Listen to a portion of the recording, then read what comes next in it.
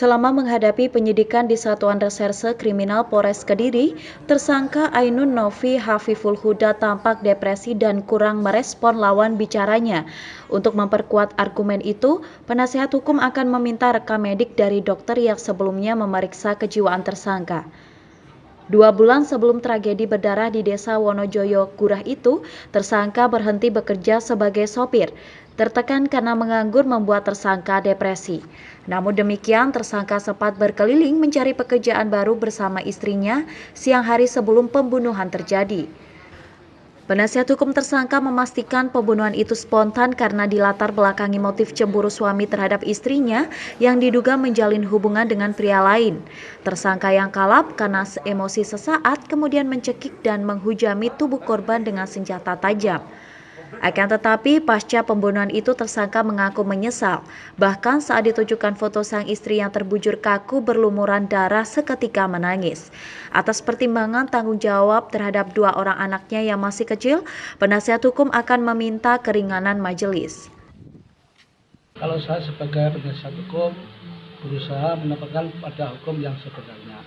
Tapi dari melihat kejadian yang saya damini terhadap klien kami, itu masih ada upaya untuk meringankan pada pelaku, ya di situ dari kami sebagai penasihat hukum akan melakukan pembelaan.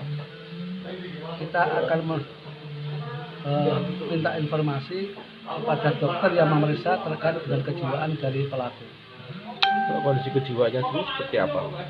Kalau melihat fakta di lapangan ketika sadar ini, memang dari pelaku sendiri agak kelihatan sedikit gangguan menurut saya. Karena apa? Ketika diwawancara dan sebagainya atau di BAP, dia masih kelihatan linglung.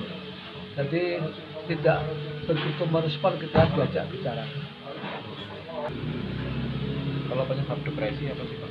Kalau penyebab depresi yang saya tangkap dan saya pernah bertanya kepada pelaku, memang dia sudah keluar dari perusahaan, dia sebagai pengangguran, mungkin disitulah salah satu indikasi dia yang bersangkutan depresi.